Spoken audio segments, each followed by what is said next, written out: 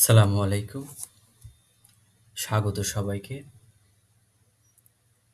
আশা করি সবাই ভালো আছো। আমরা আজকে আমাদের স্ক্রিনে দেখতে পাচ্ছি একটা হেডলাইন দেওয়া আছে। সেটা হচ্ছে চেঞ্জিং সেন্টেন্সেস। তোমরা এখানে হেডলাইন দেখে হয়তো বুঝতে পারতেছো আমরা নতুন একটি গ্রামাটিক্যাল কথাবার্তা শুরু করতে যাচ্ছি। ইংরেজি গ্রামারের একটা গুরুত্বপূর্ণ টপিক হচ্ছে চেঞ্জিং সেন্টেন্সেস।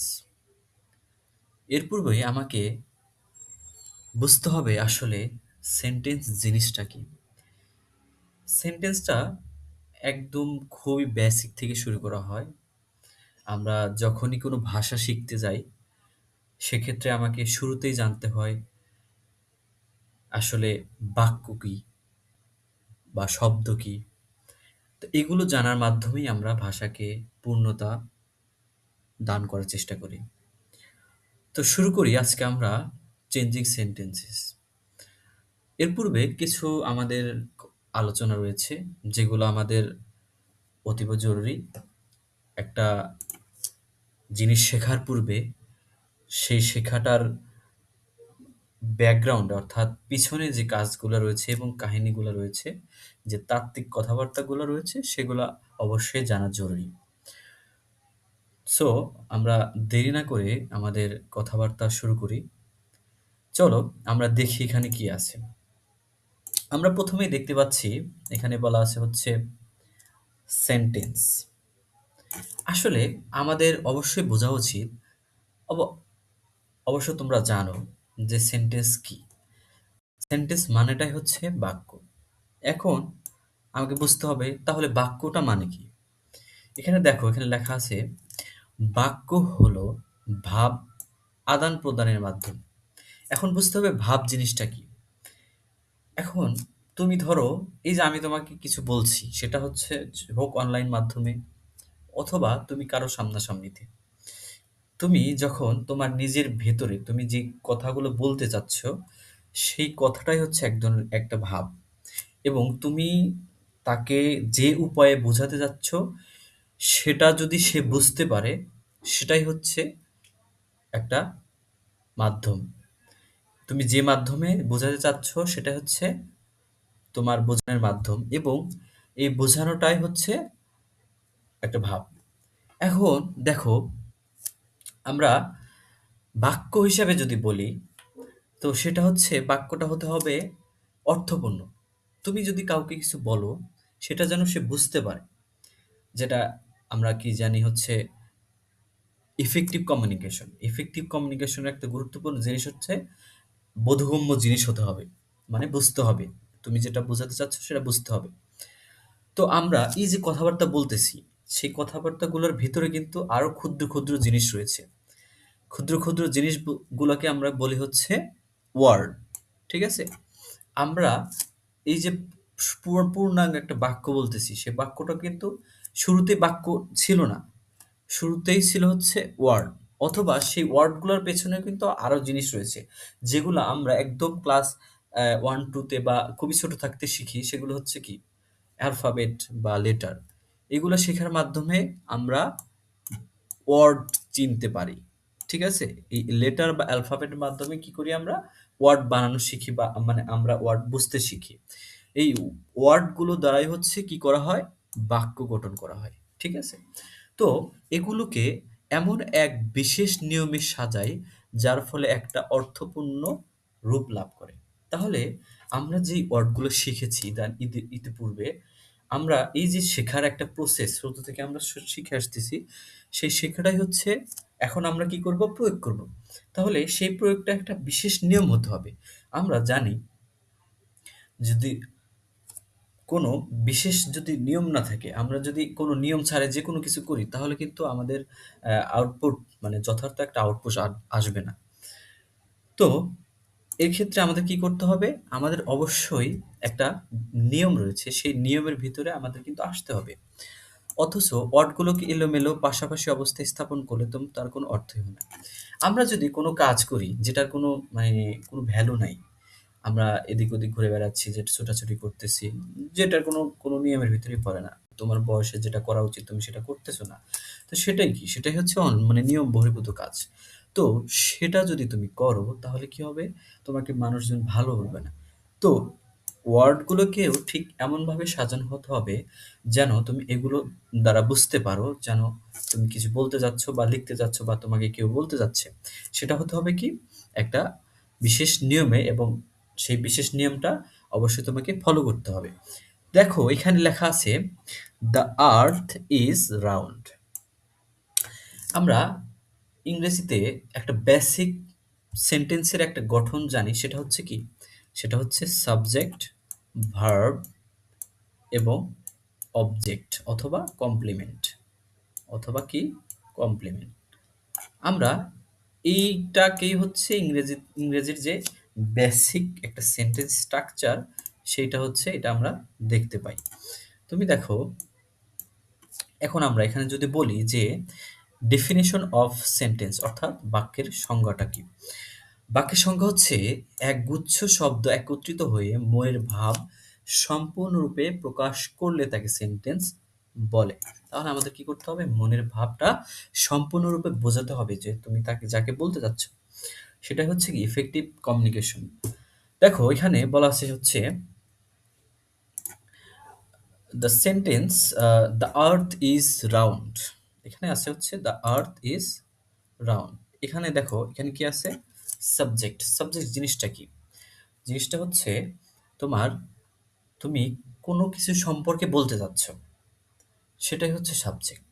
তুমি যে সম্পর্কটা বলতে চাচ্ছ সেটাই হচ্ছে সাবজেক্ট। মানে সেটা হচ্ছে তোমার কথা বলার বিষয়বস্তুটা। তারপর এখানে কি আছে? ভার্ব অর্থাৎ ক্রিয়া। এখানে হচ্ছে তোমার একটা ওয়ার্ড দেওয়া আছে। এটা হতে পারে কমপ্লিমেন্ট অথবা হতে পারে অবজেক্ট। এখানে কমপ্লিমেন্ট হিসেবে দেওয়া আছে। আমরা কমপ্লিমেন্ট জানবো, তার পূর্বে আমরা এগুলো দেখে নিই। দেখো, তুমি এখানে বলতে চাচ্ছে যে পৃথিবীটা গোল। এটা তুমি কিভাবে বুঝতে পারবা? এই যে স্ট্রাকচার, এই স্ট্রাকচারটা হচ্ছে কি? তুমি এই সম্পর্কে বলেছো, যে পৃথিবী সম্পর্কে বলেছো, এবং পৃথিবী সম্পর্কে কি বলেছো এটাই হচ্ছে এখানে লেখা আছে। তুমি বাংলা এবং ইংরেজিতে একটা জিনিস রয়েছে, যেমন তোমাকে ইংরেজিতে ভার্ব অ্যাড করতেই হবে। তাছাড়া তুমি সেন্টেন্সের যে মিনিংটা অথবা কি বলতে চাচ্ছে সেটা ধরতে নাও পারো, এবং সেটা কোন কালে বলতে চাচ্ছে, সেটা পাস্ট নাকি প্রেজেন্ট নাকি ফিউচার, সেটা কখনোই বুঝতে পারবে না। এজন্য তোমাকে অবশ্যই কি করতে হবে? ভার্ব অ্যাড করতে হবে। তা না হলে কখনোই তুমি বুঝতে পারবে না। কিন্তু বাংলাতে আমরা ভার্ব ব্যবহার না করেও আমরা কিন্তু মনের ভাব প্রকাশ করতে পারি। এই যে দেখো নিচে আমাদের লেখা আছে, যেমন দেখো, তবে সেন্টেন্সকে আরো বর্ধিত করলে সাবজেক্ট বা কমপ্লিমেন্টের সাথে আরো কিছু ওয়ার্ড করা যেতে পারে। অধিকাংশ ক্ষেত্রে বাংলা বাক্যের সাথে ইংরেজি বাক্যের কিছু পার্থক্য পরিলক্ষিত হয়। আমরা সচরাচর দেখো বাংলা বাক্যে যেভাবে ব্যবহৃত করি বাক্যগুলা, ইংরেজিতে কিন্তু সেভাবে হয় না। তুমি এখানে দেখো একটা উদাহরণ দেওয়া আছে যে তারা ক্রিকেট খেলে। এখানে কাদের সম্পর্কে বলতেছি? এখানে যে তারা বলতে তাদের সম্পর্কে বলতেছি, অর্থাৎ যে কোনো কেউ। তারা কি করে? ক্রিকেট খেলে। এখন আমরা যদি এটাকে ইংরেজিতে করি, আমরা জানাচ্ছি এর পূর্বে আমরা দেখলাম যে ইংরেজিতে একটা বেসিক সেন্টেন্স স্ট্রাকচার হচ্ছে সাবজেক্ট, ভার্ব, অবজেক্ট বা কমপ্লিমেন্ট। আমরা যদি সেরূপ করি তাহলে তুমি কিন্তু দেখতে পাচ্ছ এটা হচ্ছে সাবজেক্ট। এটা কি? এটা হচ্ছে সাবজেক্ট। এইটা কিন্তু বলতে যাচ্ছে অবজেক্ট অর্থাৎ কর্ম। এটা কিন্তু ভার্ব। দেখো খেলে, আমরা জানি বাক্যে কোনো কিছু কাজ করা বোঝালে সেটা কিন্তু ভার্ব বলে। বাংলাতে সেটা হচ্ছে ক্রিয়া। এখন তুমি এখানে খেয়াল করো, আমরা যদি যেটা বললাম বেসিক স্ট্রাকচার, সেটার সাথে কিন্তু মেলে না। তুমি এখানে খেয়াল করলো, আমরা যদি ইংরেজি বাক্য বলি তারা খেলে ক্রিকেট, অর্থাৎ সাবজেক্ট ভার্ব ফ্রেজাল ওয়ার্ড যেটা আর কি, বা যে কোনো কিছু। তো তুমি বাংলা এবং ইংরেজির সাথে কিন্তু এই সূক্ষ্ম পার্থক্যটা দেখতে পারবা। ঠিক আছে? তারপরে দেখো এখানে কি লেখা আছে, বাংলায় ভার্ব ছাড়া বাক্য গঠন করা যায়, যেমন ফুলটি সুন্দর। এখানে কিন্তু তোমার ভার্বটি উজ্জ্ব আছে। দেখো আমি যদি ইংরেজিতে বলি দা, এটা যদি আমি ইংরেজিতে বলি, ধরো এখানে কিন্তু আমরা লিখতে পারি যে দ্য ফ্লাওয়ার ইজ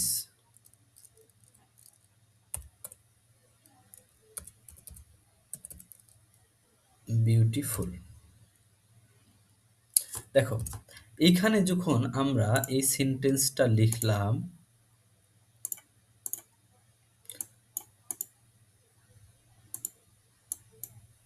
এখানে যখন এই সেন্টেন্সটা লিখলাম তখন কিন্তু এইখানে দেখো, এখানে কিন্তু আমাদের ভার্ব দিতে হচ্ছে। এখানে আমাদের ভার্ব দিতে হচ্ছে। এই যে ইজটা হচ্ছে এখানে ভার্ব। কিন্তু দেখো তুমি এখানে দেখো, এখানে কিন্তু কি নাই? এখানে অবশ্যই ভার্ব নাই। তবে বাংলা আমরা এভাবে বলতে পারি। তো কিন্তু ইংরেজি ক্ষেত্রে আমাদের অবশ্যই ভার্ব থাকতে হবে। ইংরেজিতে কোনো সময় একটি ভার্ব ছাড়া কোনো বাক্যই গঠিত হয় না। যেমন আমি পূর্বে বললাম যে ভার্ব ছাড়া তুমি কি করতে পারবে না, কোন টেন্স সেটা গঠন করতে পারবে না, এবং তুমি সেটার যদি ভয়েস চেঞ্জ করতে বলে সেটাও করতে পারবে না। তাহলে আমাকে কি করতে হবে? ইংরেজিতে আমাদের অবশ্যই ভার্বটাকে অবশ্যই গুরুত্ব দিতে হবে। ভার্ব ছাড়া আমাদের কখনোই ইংরেজি বাক্য কল্পনাও করা যায় না।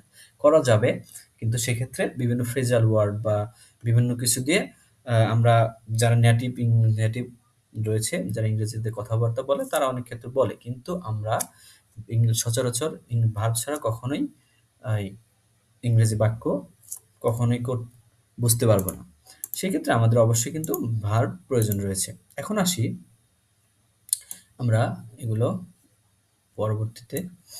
তাহলে আমরা বুঝতে পারলাম, এর পূর্বে যে আলোচনাগুলো আমরা করলাম সেগুলোতে বুঝতে পারলাম, বলার চেষ্টা করলাম যে আসলে প্রথমে আমাদের কি করা উচিত, বা আমরা চেঞ্জিং সেন্টেন্সের ক্ষেত্রে কি করব। মানে চেঞ্জিং সেন্টেন্স মানে তোমার গ্রামাটিক্যাল যে হেডলাইন, সেই হেডলাইনের ভিতরেই বলা দেওয়া আছে যে বাক্যের পরিবর্তন।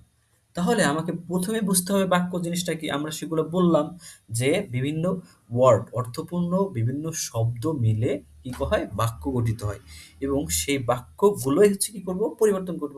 এখন সেই বাক্যগুলো কিভাবে পরিবর্তন করব, অথবা বাক্যগুলো আসলে কোন ওয়েতে পরিবর্তন করব, এই ওয়েগুলো জানতে হলে আমাকে বুঝতে হবে যে আসলে বাক্যগুলো, মানে বাক্য আসলে কোনগুলো এবং কোনো প্রকারভেদ আছে কিনা, সেগুলো প্রথমে দেখতে হবে।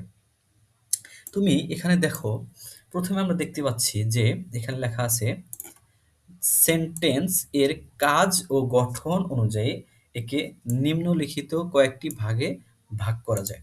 তাহলে আমাকে যে কথাবার্তা বলল এখানে, যে সেন্টেন্সের এখানে একটা বললো হচ্ছে কাজ, এবং আরেকটা হচ্ছে কি বললো? গঠন।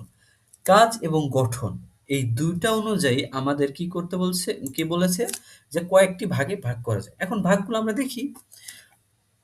প্রথমে আছে হচ্ছে কি? কাজ, অর্থাৎ ফাংশন। কাজ মানেটা কি? কাজ হচ্ছে একটা জিনিস কিভাবে কাজ করে। আর গঠনটা কি? একটা জিনিস কিভাবে গঠিত হয়। ঠিক আছে? তো সেটাই হচ্ছে এখানে বোঝাচ্ছে যে একটা বাক্যের আসলে কাজটা কি? সেই কাজের উপরে হচ্ছে বিভিন্ন বাক্য প্রকারভেদ রয়েছে। সে প্রকারভেদ কয়টা? সে প্রকারে ৫ টা। অর্থাৎ তোমাকে কাজের উপরে, অর্থাৎ ফাংশনের উপরে, বাক্যের কাজের উপরে কয়টি ভাগে ভাগ করা যায়? ৫ টি ভাগে ভাগ করা যায়। ঠিক আছে? এবং এখানে দেখো দেয়া আছে স্ট্রাকচার বা গঠন। গঠন অনুসারে আমাকে বাক্য কয়টি ভাগে ভাগ করা যায়? ৩ টি ভাগে। টোটাল ভাগ ধরো তোমার ৮ টা। কিন্তু আমরা এই আলাদাভাবে ইন্ডিভিজুয়ালি দেখব কাজ এবং গঠন অনুসারে কাজকে ৫ ভাগে ভাগ করা যায়, এবং স্ট্রাকচার অনুসারে ৩ ভাগে ভাগ করা যায়। কাজগুলো ফাংশনাল যে জিনিসটাগুলো সেগুলো হচ্ছে অ্যাসোরেটিভ, ইন্টারোগেটিভ, ইম্পারেটিভ, অপটেটিভ, এক্সক্লেমেটিভ, এবং গঠন অনুসারে সিম্পল, কম্পাউন্ড, কমপ্লেক্স। ব্যাস, আপাতত এতটুকু আমরা দেখলাম যে এই গঠন এবং কাজ অনুসারে এভাবে ভাগ করা হয়। এখন এগুলো তো অর্থ বুঝতে হবে, এগুলোর মানে কি সেটাও বুঝতে হবে। আসো আমরা নিচে যাই, নিচে এগুলো বোঝার চেষ্টা করি। দেখো এখানে দেওয়া আছে ফাংশন বা কাজ অনুসারে বাক্য ৫ প্রকার। এখানে কি লেখা আছে? যে ফাংশন কাজ অনুসারে ৫ প্রকার সেন্টেন্সের আলোচনা। আচ্ছা, উল্লেখ্য এই ৫ প্রকার সেন্টেন্সই আবার অ্যাফার্মেটিভ ও নেগেটিভ এই দুভাগে ভাগ করা যায়। প্রথমে আমরা দেখলাম কি করা যায়? ফাংশন অনুযায়ী ৫ টা ভাগে ভাগ করা যায়। এখন আবার দেখলাম যে এই ৫ প্রকারগুলোকে আবার কি করা যায়? হ্যাঁ বোধক অর্থাৎ অ্যাফার্মেটিভ এবং নেগেটিভ অর্থাৎ না বোধক এই ২ ভাগেই ভাগ করা যায়। তাহলে এতটুকু ক্লিয়ার? আশা করি তোমাদের ক্লিয়ার। যদি না ক্লিয়ার হয় আবার একটু পিছনে গিয়ে আবার বোঝার চেষ্টা করো যারা দেখবা। এখন দেখো এখানে আমরা দেখি যে ১ম নাম্বার দেওয়া আছে হচ্ছে assertive sentences or declaratives। তাহলে assertive sentences or declarative sentence মানেটা কি?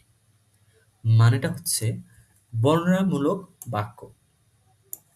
আমরা নিশ্চয়ই এতদিনে বর্ণনা জিনিসটা কি সেটা বুঝেছি। অর্থাৎ কোনো জিনিসের বর্ণনা বা ডেফিনিশন সেটা যদি সেরকম যদি হয় তাহলে তাহলে সেটা হচ্ছে কি? কি বাক্য হবে? অ্যাসার্টিভ। মানে একদম বর্ণনা করতেছো জিনিসটা এটা এরকম। ঠিক আছে? এ জাতীয় বাক্য কোন প্রকার বর্ণনা, বক্তব্য বা তথ্য প্রকাশ করে। এতে কোনো কিছু স্বীকার বা স্বীকার করা হয়। দেখো তুমি এখানে কি করবা? কোনো কিছু স্বীকার করবা। যেমন তোমাকে যদি কেউ কিছু বলে যে তুমি এটা করেছো, হ্যাঁ এটা আমি করেছি বা এটা আমি করি নাই। এটাই হচ্ছে কি? বর্ণনা। এটাই হচ্ছে কি? বর্ণনা। বলেছে যে এই জাতীয় বাক্যে কোনো প্রকার বর্ণনা, বক্তব্য বা তথ্য প্রকাশ। তুমি কোনো কিছু বক্তব্য প্রকাশ করতেছো যে এটা বক্তব্য। তুমি কোনো কিছু সম্পর্কে বক্তব্য দিচ্ছ বা কোনো কিছু কোনো এমন তথ্য প্রকাশ করতেছো, এগুলাই হবে হচ্ছে অ্যাসার্টিভ বা বর্ণনামূলক বাক্য। এখানে দেখো একে আবার কি বলা হয়? স্টেটমেন্টও বলা হয়। আমরা এই যে বক্তব্য যেটাকে আমরা ইংরেজিতে বলি স্টেটমেন্ট এবং সেটা স্টেটমেন্ট সেন্টেন্সও বল। যেমন এখানে দেওয়া আছে হচ্ছে কি মাইট ইজ রাইট। এটা হচ্ছে কি? এটা এখানে সাবজেক্ট, এখানে ভার্ব, এটা হচ্ছে কি কমপ্লিমেন্ট। তো এটা হচ্ছে কি অ্যাফার্মেটিভ অর্থাৎ হ্যাঁ বোধক। এখানে কি কোনো না জিনিস অর্ডার উল্লেখ আছে? অবশ্যই নাই। তাহলে আমাকে এখানে বুঝতে হবে যে না, এখানে আমাকে অ্যাসার্টিভ বুঝতে হলে যে এখানে কোনো আবেগের বহিঃপ্রকাশ নাই, এখানে কোনো কিছু নাই। জাস্ট এখানে একটা জিনিস যে কোনো কিছু সম্পর্কে বর্ণনা করেছো বা কোনো কিছু বলেছো। That's it. সেখানে কোনো কিছু জিজ্ঞাসা করো নাই। সেখানে কোনো এই ধরনের এই তোমার মনের বহিঃপ্রকাশ নাই। কোনো কোনো কিছু নাই। কাউকে কিছু করতে বলো নাই বা তুমি নিজেও আ কোনো কিছু বলো নাই। জাস্ট খালি কি করেছো? মতামত দিবা বা কোনো কিছু বর্ণনা করবা। জাস্ট এতটুকুই। যেটা হচ্ছে কি অ্যাসার্টিভ বাক্য। এখানে দেখো এটা জাস্ট আমরা কি দেখলাম? অ্যাফার্মেটিভ। এখানে দেখো যে দেওয়া আছে, "The situation is not so good"। এই দেখো এখানে আমাদের কি বলা আছে? "The situation is not good"। দেখো তুমি একটা সিচুয়েশন সম্পর্কে কি করতেছো? বলতেছো যে এটার এই অবস্থা। এটা তাহলে কি বর্ণনা করতেছো? একটা সিচুয়েশন সম্পর্কে বা একটা পরিস্থিতি সম্পর্কে বলতেছো যে এই এখন পরিস্থিতি ভালো না। তুমি একটা জিনিস সম্পর্কে বর্ণনা করতেছো। জাস্ট এতটুকুই যে কোন জিনিস বর্ণনা করতে হলে বা বর্ণনা করলেই হচ্ছে সেটা হচ্ছে অ্যাসার্টিভ সেন্টেন্স। ঠিক আছে? আচ্ছা। আচ্ছা, জিনিসটা হচ্ছে অ্যাসার্টিভ। এখন আমরা এটা কি দেখলাম? এটা দেখলাম হচ্ছে অ্যাফার্মেটিভ অর্থাৎ হ্যাঁ বোধক যেখানে কোনো না নাই। তোমাকে এখানে কি দেওয়া আছে? দেখো নট। এই নটের মাধ্যমে বুঝতে হবে যে এটা অ্যাসার্টিভ কিন্তু এটা নেগেটিভ শব্দ বা নেগেটিভ সেন্টেন্স। ঠিক আছে? Negative sentence. আচ্ছা, তারপরে আমরা দেখি ২ নাম্বারে কি আছে? ২ নাম্বারে আছে হচ্ছে ইন্টারোগেটিভ সেন্টেন্সেস অর্থাৎ কোয়েশ্চেনস প্রশ্নবোধক বাক্য। তুমি যদি কি করো? কাউকে প্রশ্ন করো। "ভাই এটা কি করলেন? ভাই তুমি কি? এই তুমি কিছু চাও? এই তুমি কালকে এই কাজটা করেছো কেন?" এই যে এই বিষয়গুলা তুমি কি করতেছো? প্রশ্ন করতেছো। প্রশ্ন করার মাধ্যমে যে বাক্যটা গঠিত হয় সেটাই হচ্ছে প্রশ্নবোধক বাক্য বা ইন্টারোগেটিভ সেন্টেন্স। কি? Interrogative sentence. এর দ্বারা কোনো কিছু জানতে চাওয়া হয়। যেমন, যেমন হচ্ছে কি? দেখো, ১ম এ কি করা হয়েছে? এর একটা গঠন রয়েছে। গঠনগুলা আমরা যখন আ এই পূর্ববর্তী কোনো ক্লাস আমরা এগুলো আলোচনা করেছি, সেগুলো অবশ্যই তোমরা দেখেছো, বা তোমরা যদি, তো আমি অবশ্যই বলব, যখন আমরা পরিবর্তন করব বাক্যগুলো তখন আমরা অবশ্যই দেখব। দেখো, এখানে জাস্ট আমরা খালি বেসিক আলোচনা করতেছি। গঠন এখন দেখো, এখানে ১ম এ কি আছে? এখানে একটা WH কোয়েশ্চেন ওয়ার্ড, সেটা হচ্ছে হু অথবা হুম। আমরা কি করি? এগুলো যদি ওয়ার্ড থাকে, সেক্ষেত্রে যদি মেইন ভার্ব, যদি আমরা বাক্যটা হয় মেইন ভার্ব দ্বারা, যেমন এখানে want আছে, তো সেক্ষেত্রে আমরা কি করি? ডু, ডিড, ডাজ ইউজ করি। অর্থাৎ কি? এই রিলেটিভ মানে কোশ্চেন বোধক ওয়ার্ডগুলোর পরিবর্তে পরে WH কোশ্চেন ওয়ার্ডের পরিবর্তে আমরা কি করি? ডু, ডিড, ডাজ ব্যবহার করি। তারপর সাবজেক্ট, তারপরে ভার্ব। তারপরে যদি বাকি অংশ কিছু থাকে তাহলে সেটা এড করি। এটা হচ্ছে কি? এটা হচ্ছে অ্যাফার্মেটিভ সেন্টেন্স। এখন দেখো, অ্যাফার্মেটিভ কি হ্যাঁ বোধক, এখানে কি কোনো নট আছে? এখানে কিন্তু কোনো নট নেই। তাহলে অবশ্যই এটা কি? অ্যাফার্মেটিভ। এখন দেখো, এখানে এই যে এখানে আবার একটা কোশ্চেন বোধক ওয়ার্ড আছে। যে ওয়ার্ডটার মাধ্যমে কি করা হয়? কোশ্চেন করা হয়। যেমন হু, হুম, হোয়াই, হোয়ার, হোয়েন, হাউ, এগুলোকে বলা হয় হচ্ছে কোশ্চেন বোধক, অর্থাৎ WH কোশ্চেন ওয়ার্ড। তো এখন আবার ওই যে দেখো, সেই একই গঠন। এখানে আমার কি আছে? WH কোশ্চেন বোধক একটা ওয়ার্ড রয়েছে। তারপর ডু, ডিড, ডাজ আছে। তারপরে সাবজেক্ট, তারপরে এই যে ভার্ব, তারপর কি? বাকি অংশ মানে অতিরিক্ত অংশ যেটাকে বলে, যেটাকে কমপ্লিমেন্ট অথবা অবজেক্ট যাই আমরা বলি, সেটা দেওয়া আছে। তাহলে দেখো, এটা একটা কি? এখন এটা কি নেগেটিভ নাকি অ্যাসার্টিভ? অবশ্যই নেগেটিভ। দেখো, এই যে এখানে কি আছে? নট আছে।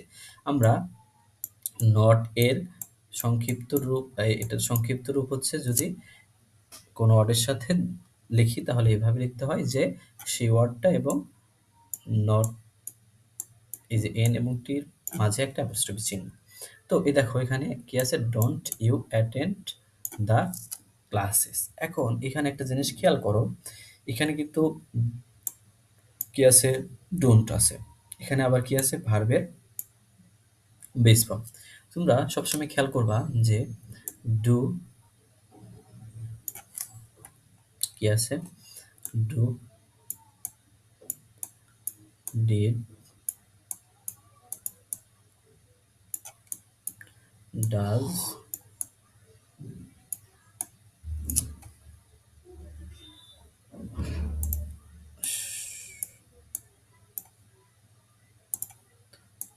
ডু,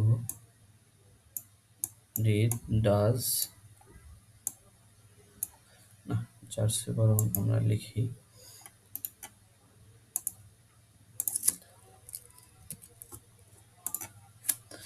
ডু, ডিড,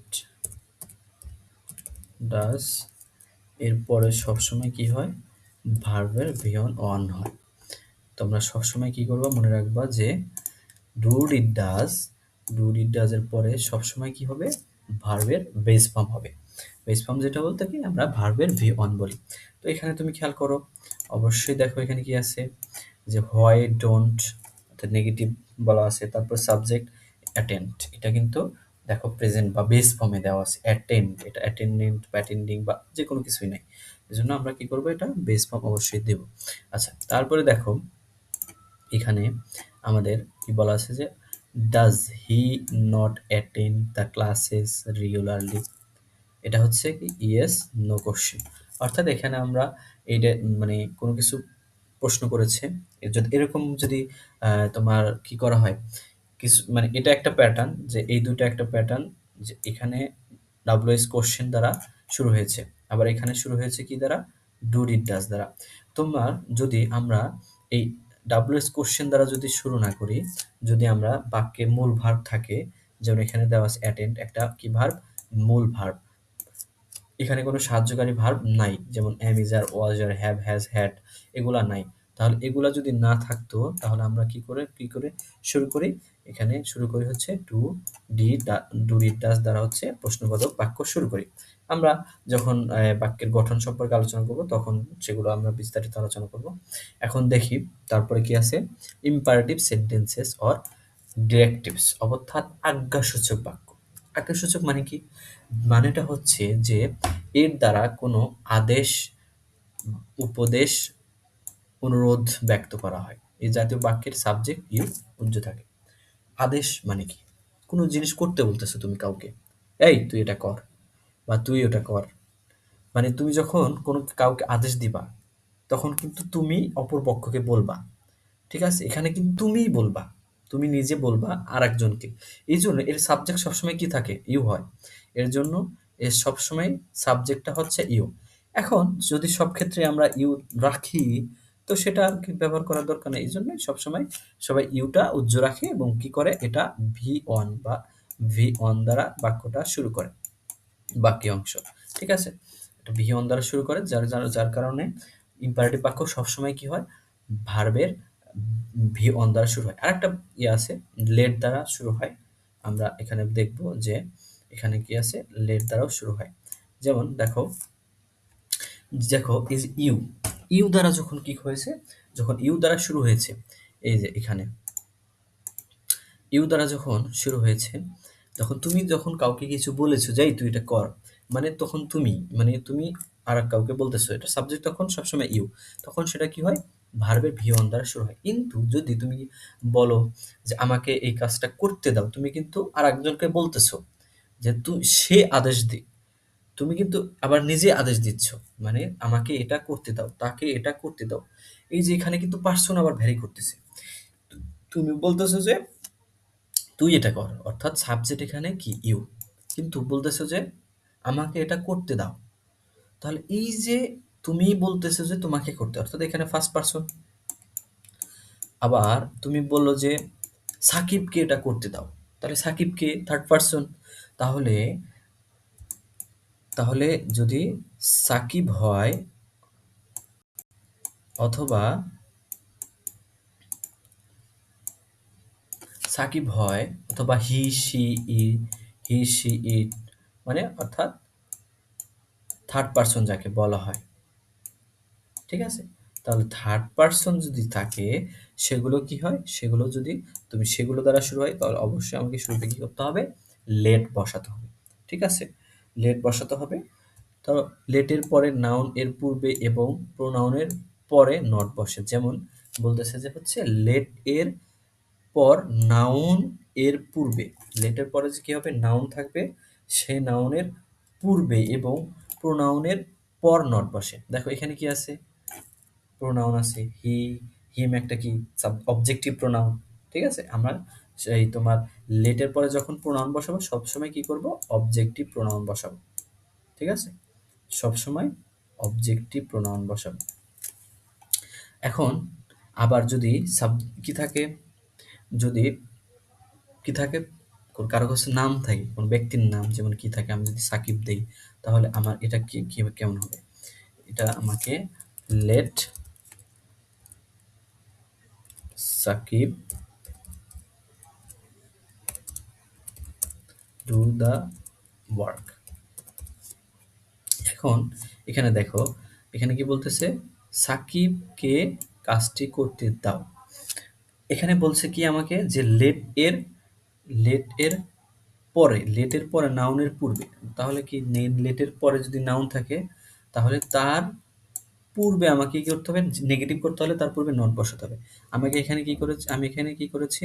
যে দেখো, এই যে এখানে লেট, তারপর এখানে কি বলা আছে? অবজেক্ট, এই প্রোনাউন তারপর কি নট বসে। এখন এটাকে যদি আমি নেগেটিভ করি, এটা কিন্তু পজিটিভ অর্থাৎ অ্যাফার্মেটিভ আছে। এখন এটাকে যদি আমরা কি করি? নেগেটিভ করি, তাহলে এর পূর্বে আমরা কি করব? এর পূর্বে আমরা হচ্ছে এর পূর্বে আমরা এই যে এই নাউনের পূর্বে এই যে সাকিব রয়েছে, এই সাকিবের পূর্বে আমরা নট বসাবো। ঠিক আছে? এটা তখন আমরা কি করলাম? নেগেটিভ সেন্টেন্স করলাম। আশা করি বুঝতে পেরেছো সবাই। এখন আমরা আসি পরের আলোচনায়। দেখো এখানে বলা আছে হচ্ছে কি? অপটেটিভ সেন্টেন্সেস অর্থাৎ ডিজায়ার্স। ডিজায়ার মানে কি? তুমি কোনো কিছু ইচ্ছা করতেছো। ঠিক আছে? ইচ্ছা করা, বাসনা করা, কামনা, আকাঙ্ক্ষা ইত্যাদি প্রকাশ করা হয় যে সেন্টেন্সগুলো, সেগুলোই হচ্ছে অপটেটিভ সেন্টেন্স। তাহলে যে সেন্টেন্সগুলো দিয়ে তুমি মনের ইচ্ছা, তোমার কামনা বাসনা, তুমি কি চাচ্ছ, তুমি কাউকে দোয়া করতেছো, উইশ করতেছো, সেগুলোর ক্ষেত্রে কি হয়? সবসময় সেটা কি হয় তখন? অ্যাসার্টিভ সেন্টেন্স হয়। সেটা কি হয়? অ্যাসার্টিভ সেন্টেন্স হয়। কি অপটেটিভ সেন্টেন্স হয়। সরি, অপটেটিভ সেন্টেন্স হয়। তো এগুলোর শুরুতে সাধারণত কি হয়? মে ভার্ব থাকে। মে ভার্ব দ্বারা তুমি বাক্যটা শুরু করতে পারো। এখন এখানে দেখো মে আল্লাহ ব্লেস ইউ। আমরা কি জানি যে মে ভার্বটা হচ্ছে একটা modal auxiliary. Modal auxiliary verb কি হয় আমরা জানি। মডাল অক্সিলারি ভার্বের পরে অবশ্যই ভার্বের ভি ওয়ান হয়। এই দেখো এখানে কি আছে? V one. তারপরে এখানে আবার মে, এখানে কি হয়েছে? সাবজেক্ট, তারপরে কি নট বসাইছে। মানেটা কি? মানেটা হচ্ছে যে এটা হচ্ছে নেগেটিভ সেন্টেন্স এবং এটা হচ্ছে অ্যাফার্মেটিভ সেন্টেন্স। তাহলে আমরা যদি অপারেটিভ সেন্টেন্স থাকে সেটা যদি নেগেটিভ করি তাহলে কি হবে? সাবজেক্ট এবং ভার্বের মাঝখানে হচ্ছে আমরা নেগেটিভ দেব। বুঝতে পারলাম সবাই? আশা করি এটা সেরকম বোঝার মতো, না বোঝার মতো কিছু নাই। তো তারপরে দেখো এটা এখানে কি আছে? এক্সক্লামেটরি সেন্টেন্সেস, অর্থাৎ আবেগসূচক। তুমি ধরো বলতেছো যে তুমি ফোন কিনতে যাচ্ছ। এখন তোমাকে ফোন কিনে দিচ্ছে না। তুমি তারপরে বললা যে, "ইস! আমি ফোন কিনতে পারলাম।" এই যে মনের ভিতর থেকে, অর্থাৎ একটা আবেগ, অনুভূতিমূলক একটা শব্দ। তারপর বলতেছে যে একটা মানুষ খুব ভালো ছিল, সে হঠাৎ করে মারা গেল। এখন বলতেছে, "আহা! মানুষটা খুব ভালো ছিল।" আবার বলতেছে যে কোনো জিনিস তুমি ধরো করেছো। যেমন তুমি কি ম্যাথ করেছো এবং সেটা তোমার স্যার বলেছে যে, "না, তুমি ভালো করেছো, অনেক ভালো করেছো।" তারপর বলল যে, "হ্যাঁ, আমি এটা খুবই ভালো করেছি।" তুমি যখন নিজেকে ধন্যবাদ দিচ্ছ, তুমি নিজের ভিতরে এক ধরনের মানে আবেগসূচক একটা শব্দ ব্যবহার করতেছো। এই জিনিসগুলোই মূলত বিষয়টা হচ্ছে এক্সক্লেমেটরি সেন্টেন্স। অর্থাৎ এর দ্বারা মনের কোনো তীব্র অনুভূতি বা আকস্মিক আবেগ প্রকাশ করা হয়। তাহলে আমরা যে জিনিসটার দ্বারা মনের ভেতরকার আবেগ প্রকাশ করব, সেটাকে আমরা বলবো হচ্ছে এক্সক্লেমেটরি সেন্টেন্স। এখন এক্সক্লেমেটরি সেন্টেন্স ২ ভাবে প্রকাশ করা হয়। প্রথমে হট এ অথবা হাউ। হট এ অথবা হাউ দ্বারা কি করা হয়? একটা বাক্য তৈরি হয় এবং এর একটা অ্যাসার্টিভ বাক্যের পূর্বে কি করা হয়? কিছু এক্সক্লেমেটরি কোটেশন ব্যবহার করা হয়। যেগুলো হচ্ছে কি আছে? যদি তোমাদের বলি এখানে, ধরো এখানে আছে হচ্ছে এলাচ, এলাচ তো এখানে আছে। যদি আমি বলি যে হুররা, তারপরে বলি যে হচ্ছে উম, তারপরে যদি বলি যে ফাই মানে ছি, তারপরে ধরো কি রয়েছে? ওন্ডার বা হচ্ছে অ্যামেজিং, তারপরে ধরো ব্রেভো। ঠিক আছে? এই যে এই জিনিসগুলাকে আমরা তখন বলবো যে এগুলো কি এক্সক্লেমেটরি এগুলো দ্বারা শুরু হয়। ঠিক আছে? এই জিনিসগুলো দ্বারা আমরা কি করতে পারি? এক্সক্লেমেটরি সেন্টেন্স শুরু, এবং এগুলোর পরে সবসময় কি হয়? মার্ক অফ এক্সক্লেমেশন থাকতে হবে। ঠিক আছে? এই দেখো এখানে আমরা কি করেছি? এক্সক্লেমেশন মার্কটা দিয়েছি শুরুতেই। তারপরে এখানে দেখো আমরা এটা লাস্টে কিন্তু ফুল স্টপ দেব। কিন্তু যদি হট এ অথবা কি করা হয়? হাউ দ্বারা বাক্যটা শুরু করা হয় তাহলে কিন্তু আমরা এই মার্ক অফ এক্সক্লেমেশনটা কি করব? এই যে লাস্টে দেব। ঠিক আছে? এখন এটার গঠনটা মূলত কি? হট এ অথবা হাউ। তারপরে আমরা কি করব? অ্যাডজেক্টিভ বসাবো। তারপরে কি করব? সাবজেক্ট, তারপরে হচ্ছে মূলত ভার্ব। অর্থাৎ যদি হট এ অথবা হাউ দ্বারা যদি কোনো সেন্টেন্স শুরু হয় সেটা অবশ্যই এক্সক্লেমেটরি এবং এটার ভার্ব থাকবে সবার শেষে। যদি আমরা হাউ দ্বারা কোনো সেন্টেন্স শুরু করি, যেমন আমি এখানে যদি বলি যে হাউ হাউ ম্যাড হি ওয়াজ। দেখো এখানে আমরা কি করলাম? এখানে কিন্তু একটা সেন্টেন্স লিখলাম যেটা হচ্ছে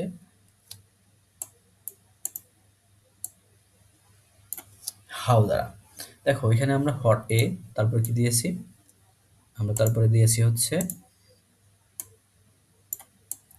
অ্যাডজেক্টিভ। এখানে দেখো হাউ, তারপর কি দিয়েছি? ম্যাট। কেমন? তাহলে অ্যাডজেক্টিভ। এটা কি? অ্যাডজেক্টিভ। আচ্ছা, তারপরে কি আছে? সাবজেক্ট। এই দেখো সাবজেক্ট, তারপর হচ্ছে ভার্ব। ঠিক আছে? তাহলে আমরা মোটামুটি কি করলাম? ৫ প্রকারের যে সেন্টেন্স সেগুলা আমরা শিখতে পারলাম। আশা করি তোমরা সবাই আপাতত এই ভিডিওর মাধ্যমে ৫ প্রকারের যে সেন্টেন্স, কি সেন্টেন্স? ফাংশনালি যে কাজের তোমার কি করা হয়? কাজের ভিত্তিতে বাক্যের যে কাজ, কি করা হয়? ৫ টা বাক্যর যে কাজ, সেই বাক্যটার কাজের অনুসারে যদি কোনো ক্লাসিফিকেশন হয়, সেটা কয় ভাগে ভাগ করা হয়? ৫ ভাগে। এবং সেই ৫ প্রকারের যে সেন্টেন্স কেমনে, কিভাবে, কাকে এবং কিভাবে প্রকাশ করা হয়, সেগুলো কিন্তু আমরা দেখতে পারলাম। আশা করি এর পরবর্তী ভিডিওতে আমরা অ্যাসার্টিভ, নেগেটিভ এগুলা শুরু করতে পারবো। তো সে ততক্ষণ পর্যন্ত তোমরা আমার সাথেই থাকো ভিডিওর মাধ্যমে। ততক্ষণ অপেক্ষা করো। আমরা নতুন ভিডিওর মধ্যে পরবর্তী জিনিসগুলো শেখানোর চেষ্টা করব। সবাইকে আল্লাহ হাফেজ। সবাই ভালো থাকবে। আজকে বিদায় নিচ্ছি। ঠিক আছে?